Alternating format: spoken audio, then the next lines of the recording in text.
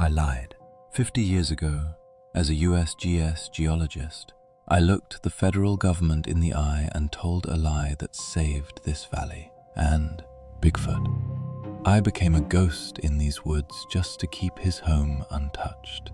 Then, yesterday, the devil showed up in a business suit. He smiled and showed me the development plan, where Bigfoot's sacred cliffs now stand. They're putting in infinity pools and a golf course. My life's greatest act was for nothing. They think they've won. They think they're taking this land, but they don't understand. The scent of cedar has been the one constant. It is in the floorboards of this house my father built with his own hands, in the dust motes that dance like tiny golden spirits in the afternoon sun, and in the fine, pale shavings that curl from the block of wood in my lap. At 80 years old, my hands have a tremor that I can no longer still, a fine vibration that is the rhythm of my decline, but the muscle memory from more than 60 years of carving holds true. The knife still knows the path. I was working on a small, smooth river bird, its head cocked just so, a creature of patience and wood grain, when the sound began. It was not a sound of the forest. I know all those sounds, from the whisper of wind in the high pines to the crack of a falling branch a mile away. This was a high, electric whine, thin and persistent, like a trapped mosquito the size of a hawk. It was a sound of wire and speed, and it did not belong here. I set down my knife, and the half-formed bird, the piece of the afternoon shattered. I stepped onto the porch, my knees complaining with a series of dull, familiar clicks with every move. There, hanging above the dark green wall of the Douglas firs that guard my property line, it hung in the sky, a drone. It was a sleek, four-propellered insect of black plastic and wire, an alien geometry against the soft blue of the sky. Its single black eye, a lens on its underside, swiveled with a smooth, unnatural purpose, scanning. It hovered for a long moment directly over the dense, protected ridge to the north, a place no one has had a permit to enter for half a century, thanks to a lie I told a lifetime ago. Then, with a sickening stutter that I felt in my own chest, one of its rotors failed. The steady whine became a ragged, desperate shriek. It listed, spun in a dizzying, uncontrolled arc, and dropped from the sky like a stone. It disappeared into the canopy with a final crash of breaking branches and a thud that seemed to shake the very ground. A knot of ice formed in my stomach. I stood there on the porch for a long time, my hand gripping the weathered railing, listening to the familiar silence rush back in to fill the void. But it was different now. It was not the silence of peace.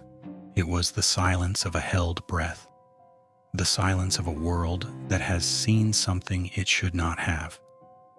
That night, sleep was an impossibility. The image of that black shape tumbling from the sky was burned into my mind.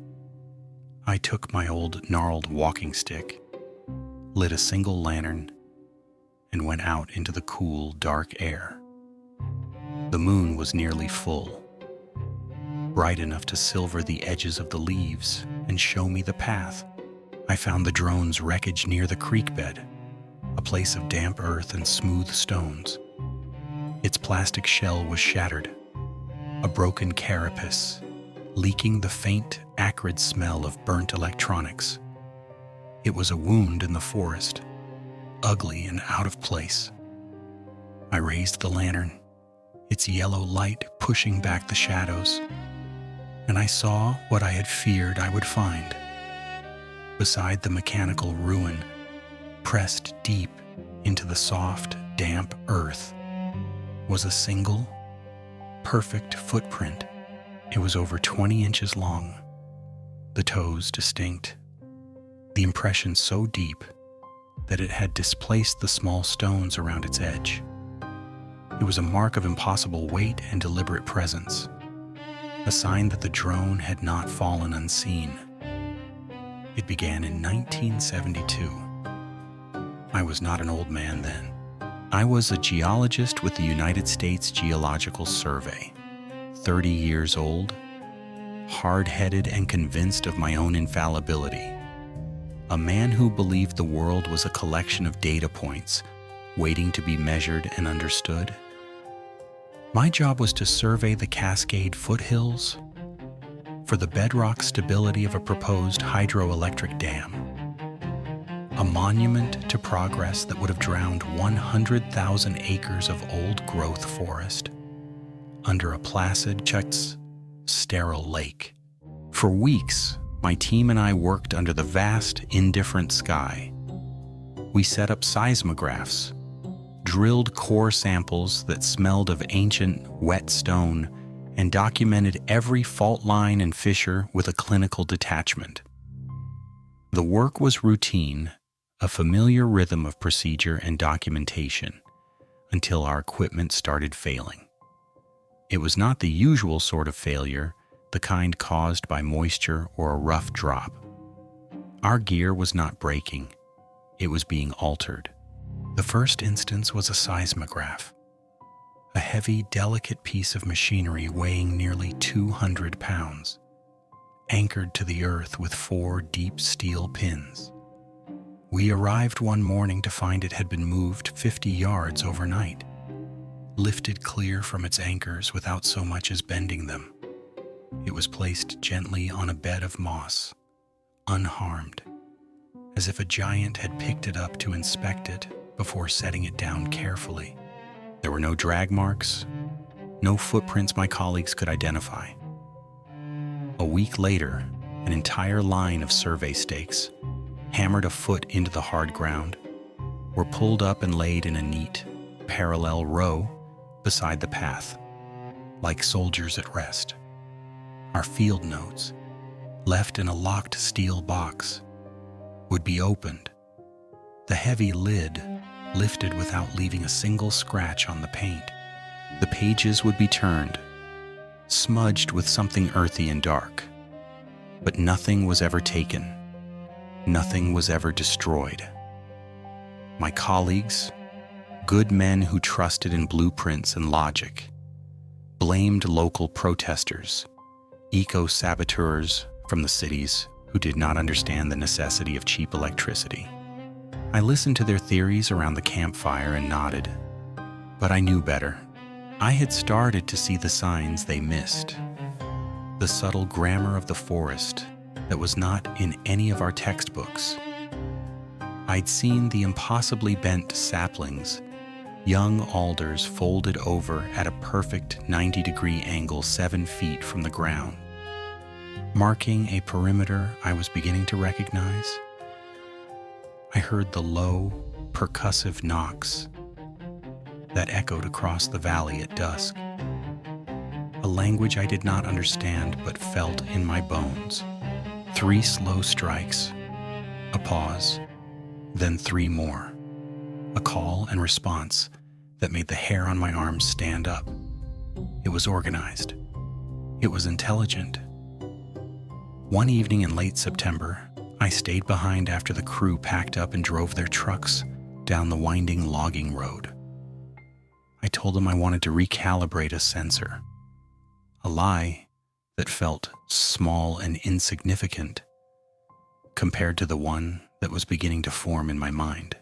I hiked to the high ridge where the equipment interference had been strongest, a place where the air grew still and the forest seemed to watch. The sun was setting, bleeding orange and purple across the peaks, and the valley below was sinking into deep shadow. And that's when I saw him. He was standing in the twilight at the edge of a clearing, a silhouette of impossible size against the dying sun. simply watching our abandoned site. He was not a monster. He was not a beast of rage. He was a sentinel, still and patient, a part of the landscape itself. He was taller than any man, broader than any bear, and he stood with a quiet authority that was absolute. He turned his head, a slow, deliberate movement, and looked in my direction across the gulf of evening air. He knew I was there, and in that moment, as his unseen eyes met mine, I understood. This was not vandalism. This was a negotiation. This was a silent, desperate plea from a world that had no other way to speak. The next day, I drove back to the regional office and filed my final report. My hands were steady as I wrote the words that would end my career with the survey, though I did not know it at the time. I fabricated data about deep, unstable microfractures in the bedrock. I invented seismic risks, citing phantom tremors my instruments had never detected. I lied, professionally and meticulously, using the language of my science to betray it, committing an act of heresy to save a valley. 2 months later, the dam project was officially and permanently shelved due to unacceptable geological instability. That was the first secret, the one that taught me that some truths are not found in data, and that the most important work I would ever do would never be recorded. The drone belonged to a young man named Ben. He arrived 2 days later, on a Tuesday morning that had until then been perfectly ordinary. He drove a clean, new Subaru that seemed offensively bright against the muted greens and browns of my world. And he stepped out with the kind of restless energy that belongs to the young and the terminally online. He was earnest and tech-savvy, wearing an expensive jacket that hissed with every movement and carrying a tablet that held the last known GPS coordinates of his lost machine. He called himself a wilderness content creator, a phrase that felt so alien on my tongue, I never dared to repeat it. I played the part I had perfected over decades of dealing with lost hikers and the occasional curious tourist, the forgetful, slightly senile old man, a harmless relic of a bygone era. I offered him a mug of weak coffee, cupped my ear as if I were hard of hearing, and told him with a practiced vacancy that I had not seen or heard a thing out of the ordinary. He was persistent. For a week that felt like a year, he combed the woods, his enthusiasm a grinding noise against my frayed nerves. His presence was a constant, low-grade fever. I watched him from my window as he moved through the trees, a flash of neon blue against the ancient bark, his progress marked by the unnatural snap of branches under his expensive boots. My heart, a tired old muscle, felt like a trapped bird in my chest. I knew, with a certainty that was cold and absolute, that if he found the drone's shattered shell, he would find the footprint pressed into the earth beside it. That single, perfect impression was a confession, a piece of evidence so definitive it would undo a lifetime of careful silence. The forest, which had always been my sanctuary, became a cage where I could only watch the predator stalk closer to my secret. By the 7th day, his search pattern had brought him perilously close to the creek bed. I watched him consult his tablet, his face alight with the thrill of the hunt, and I knew I could no longer be passive. I had to intervene. That afternoon, while he was casting his grid on the eastern slope, I took a risk that made my old bones ache with more than just age. I hiked out to the western side of my property, a place of thick undergrowth and steep, rocky inclines. My breath came in ragged bursts, and my walking stick, a companion of 30 years, felt heavy in my hand. I found a stand of dead, dry timber, and with all the strength I could muster, I used the stick to strike a thick, brittle branch. The sound was a sharp crack, like a rifle shot, that echoed through the quiet air. I held my breath, listening. After a minute, I did it again, then moved 50 yards deeper and broke another, mimicking the sound of a large, heavy animal moving carelessly through the undergrowth. I was creating a ghost, a fiction of sound, to lure him away from the truth. It worked. I saw his blue jacket change direction. He spent the rest of the day and all of the next chasing my phantom noises, his shouts of excitement and frustration. A strange, new music in my woods. As I was making my way back that first evening, exhausted and trembling from the exertion and the fear, I saw something that stopped my breath and rooted me to the path. On a large, flat rock that overlooked the very trail Ben was now fruitlessly following was a display. It was a freshly placed pile of bones, a deer, stripped clean with an almost surgical precision, and beside them, a single, enormous pine cone. The kind that grows only on the oldest sugar pines at the highest elevations. It was not a kill site. It was an arrangement, a piece of theater. The bones were stacked, not scattered. The pine cone was placed like a centerpiece. It was a diversion, far more compelling and authentic than my clumsy branch breaking.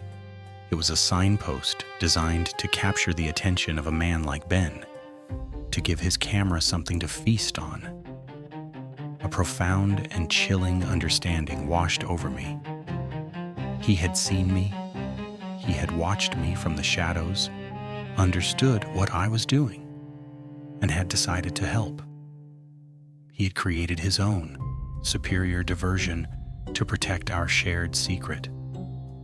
In that moment, standing in the fading light, I realized the weight I had carried for 50 years had shifted. It was no longer just mine. We were co-conspirators. Ben found the drone's memory card 2 days later.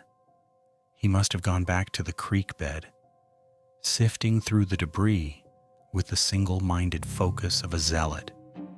The machine itself was a worthless pile of shattered plastic and bent wire, but the small black chip no bigger than my thumbnail was intact. He came to my door just as the sun was setting and the long shadows of the firs were stretching across my yard. He did not knock. He hammered on the door with the flat of his hand, and when I opened it, his face was alight with a feverish, almost manic glow. He was streaked with mud, and his expensive jacket was torn at the sleeve, but his eyes were burning with discovery. He did not have a clear picture. He did not have the kind of proof that would end all arguments. What he had was far more dangerous. He shoved his tablet into my hands, his fingers trembling.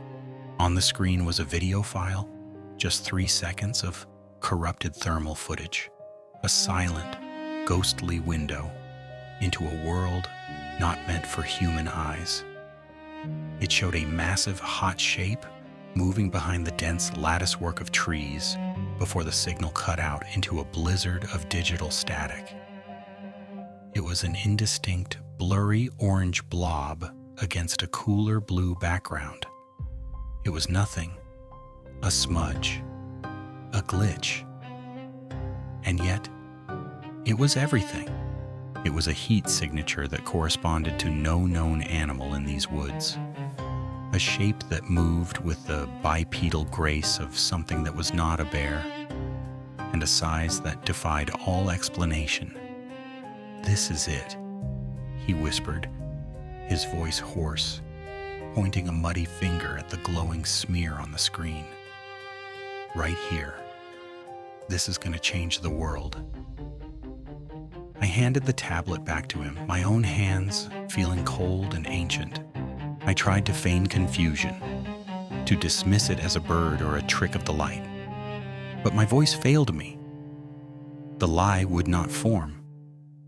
He did not notice. He was lost in his own triumph. He told me he'd already sent the data, encrypted and uploaded via a satellite link, to a well-funded cryptozoological team. He followed online, a group with a serious or scientific-sounding name. They were organizing an expedition. He said they would be here in a month, maybe less. They would bring everything.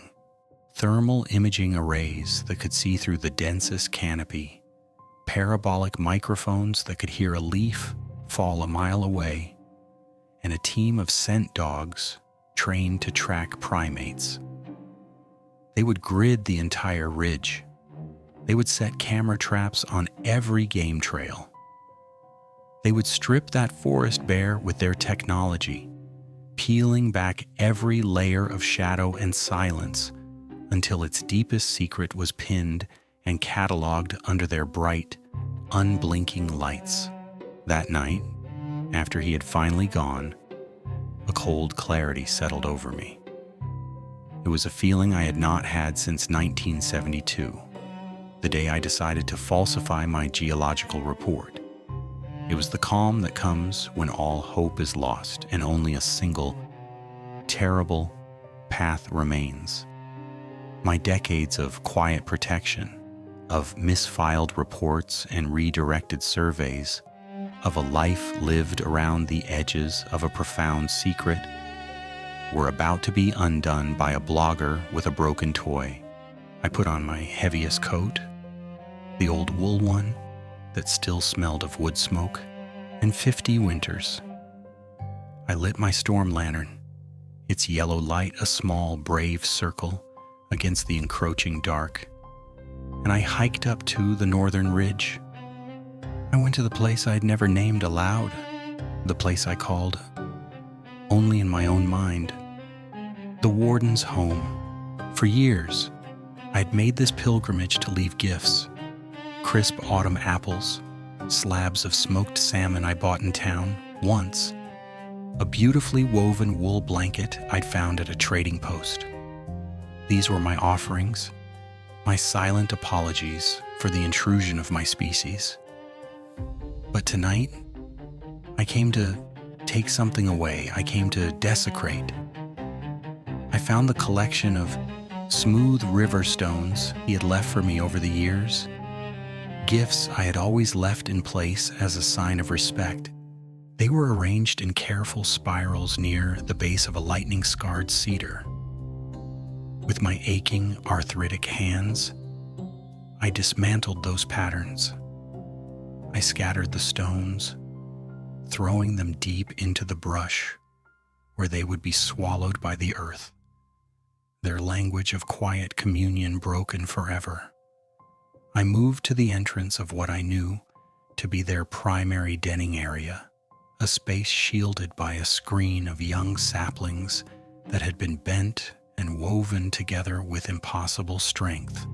I put my shoulder to them and pushed. I took my walking stick and I broke them, splintering the living wood, tearing apart the doorway to their home. Finally, I took that same walking stick and I scuffed and tore at the ground, erasing the faint paths their generations had worn into the earth. Paths I could read as clearly as a map.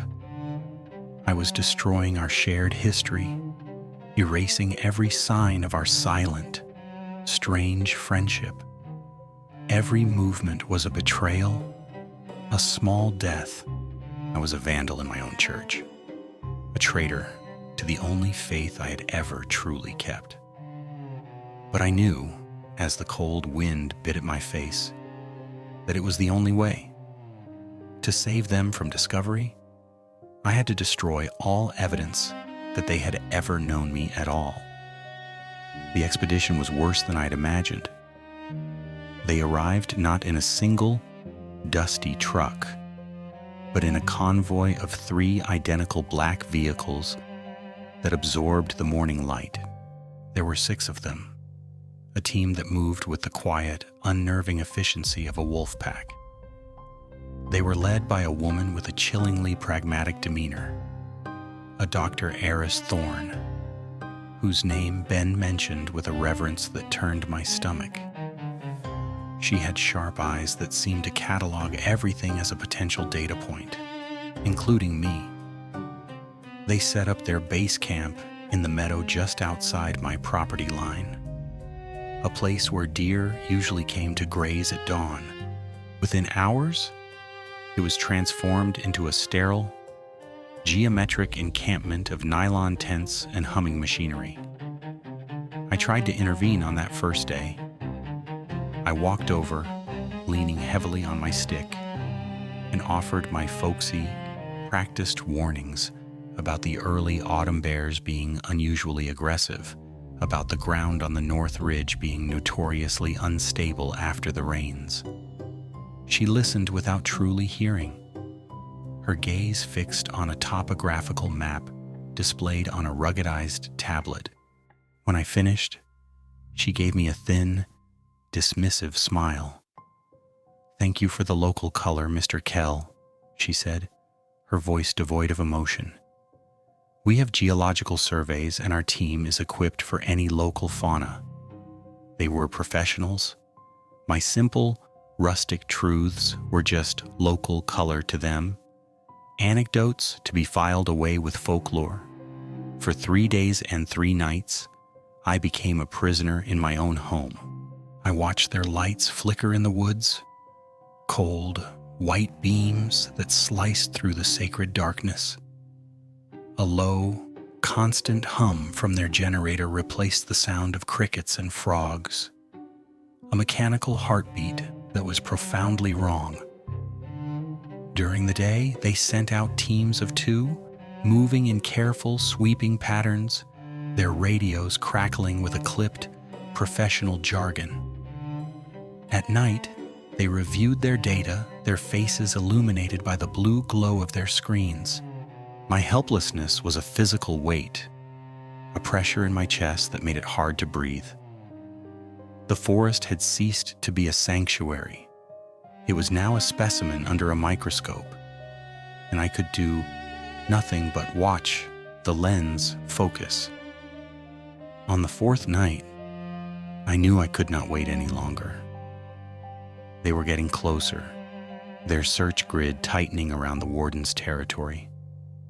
I did the only thing I had left to do, the one thing they would never expect. I took the small river bird I had been carving, the one I was working on the day the drone appeared.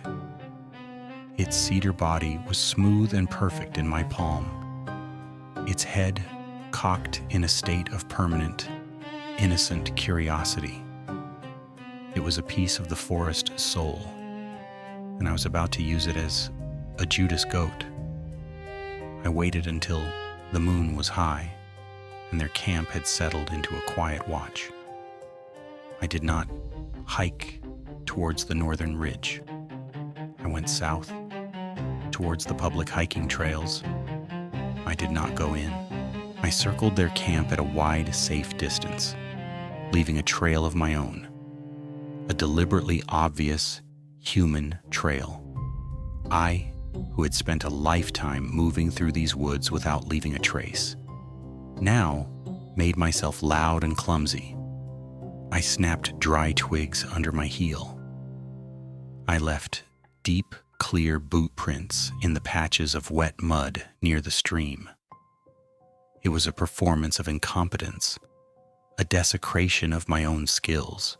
Finally, about 100 yards from their perimeter, I found a large, moss-covered stump, directly in the path they would take the next morning.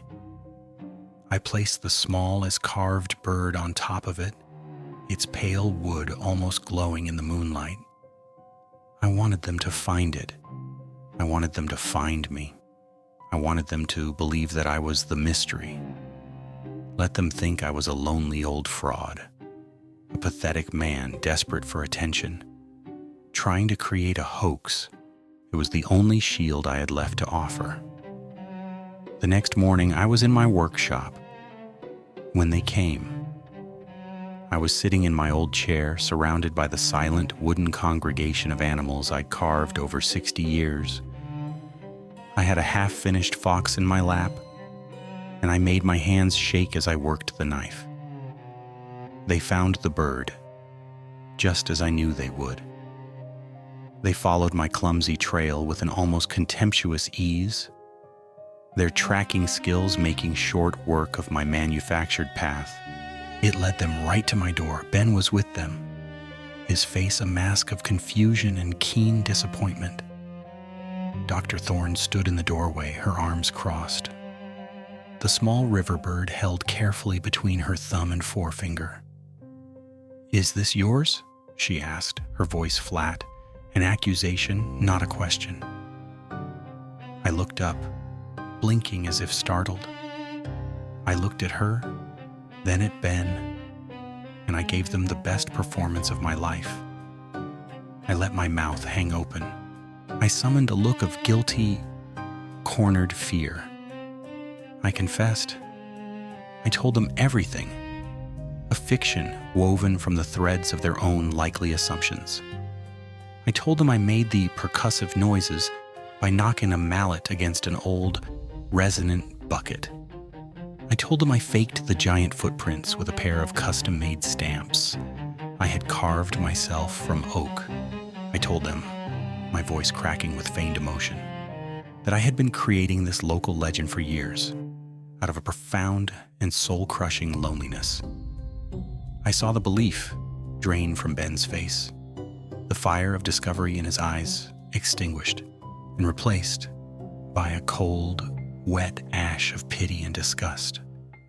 He would not meet my gaze.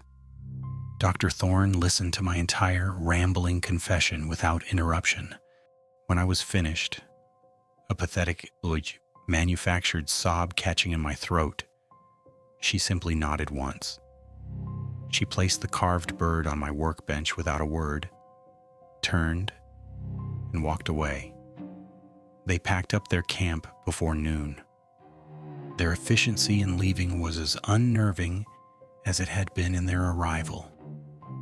By evening, the meadow was empty again. The only sign they had ever been there, the crushed patterns in the grass. The silence that returned was profound, but it was not the silence of peace. It was the silence of a tomb. I had won. The forest was quiet again, wrapped in a silence so deep it felt like a wound. The secret was safe, buried under the shame of a pathetic old man's hoax, a story that would be told with pitying laughter in online forums for a few weeks before being forgotten entirely. I sat on my porch for a week, from sunrise to sunset, feeling the profound and terrible ache of my victory. I had saved the king from checkmate by burning the entire board. The silence I had preserved felt hollow, a vacuum where the hum of their generator had been. The solitude I had chosen as my shield now felt absolute, a prison of my own making. The bird song seemed tentative, the rustle of leaves in the wind a mournful sigh. I had driven away the invaders, but in doing so, I had severed the last tenuous thread of connection to the world I had sworn to protect. I had made myself a ghost in my own home. One morning, the 8th morning since my confession, nuts, a slick, expensive car, the color of a starless midnight sky, pulled up my driveway. It moved with a silent, electric grace that was more alien Then the expedition's trucks. A man in a tailored suit that probably cost more than my property taxes got out, holding a thin leather briefcase. He was not a researcher or a blogger. His shoes were polished, his smile was manicured, and his eyes held the placid, predatory calm of a shark. He was a lawyer. He introduced himself with a name I immediately forgot and said he represented a real estate consortium, a name that sounded both powerful and faceless. He explained, with that same pleasant, unwavering smile, that my name had come up in a recent data acquisition. It turned out that Ben, in his anger and public humiliation, had done one last thing. He had not simply faded away. To recoup the financial loss of his failed expedition and to get a final, profitable, and vengefully satisfying story out of his crazy old hermit experience, he had sold everything. He sold the exact GPS coordinates of the drone crash. He sold the thermal imaging data, now framed as an explainable anomaly. He sold his detailed environmental logs, his high-resolution photographs of the valley, and a narrative painting me as the sad, deceptive center of it all. He had not sold this package to hunters or to another cryptozoological team. He had sold it to developers, the lawyer explained, his voice smooth and untroubled, that my falsified geological report from 1972, the very foundation of the valley's protected status, had just been officially and irrevocably overturned. Ben's data, combined with their own new, more advanced ground-penetrating surveys, showed the bedrock to be perfectly, immaculately stable. A prime substrate for high-value foundations, the lawyer said, as if admiring a piece of art. The land's long-held protected status, the one built on my original career-ending lie, had been nullified by a county zoning board in a quiet, unpublicized meeting last Tuesday. They had already purchased the entire valley, all 100,000 acres, from the federal government in a sealed bid. My small parcel of land was now an insignificant island in the middle of their new kingdom. He opened his briefcase and handed me a glossy, heavy brochure. The paper was cool and smooth against my calloused skin. The cover was a photograph of my valley at sunset, digitally enhanced to look even more majestic, more pristine. In elegant white script across the image were the words, "Hemlock Ridge Estates, live above the world." I opened it. My hands, which had been so steady when I lied to Dr. Thorne, now trembled. It was filled with architectural renderings of sleek, glass-walled mansions perched on the cliffs of the northern ridge. The very cliffs where the warden had stood sentinel. There were infinity pools that seemed to spill into the sky, their blue water reflecting the ancient trees they would soon cut down. There were computer-generated images of happy, beautiful people drinking wine on cantilever decks, gazing out over a tamed, curated wilderness. They were not selling homes. They were selling a view I had spent my life trying to keep unseen. The first phase of clearing and construction, he said, his smile never faltering, was scheduled to begin in 2 weeks. He mentioned something about a generous offer for my property a relocation package. But the words were just a meaningless buzz in my ears. He left. The brochure lay on the small table beside me, its pages open to a 2-page spread of a golf course, winding its way through what was now the warden's denning ground. I stood on my porch, my hand resting on the weathered wood of the railing, and looked out at the forest. My forest, their home. I had spent my entire life as its silent guardian, sacrificing my career, my reputation, my chance at a normal life, all to keep it untouched. I had lied. I had deceived. I had made myself a fool, and I had won. But my victory had only made the prize more visible. In my desperate attempt to hide the secret of its soul, I had inadvertently advertised the beauty of its body. I had not saved it. I had only made it more desirable. And the silence that followed the departure of the lawyer's car was the heaviest one of all. It was the silence of a coming ending.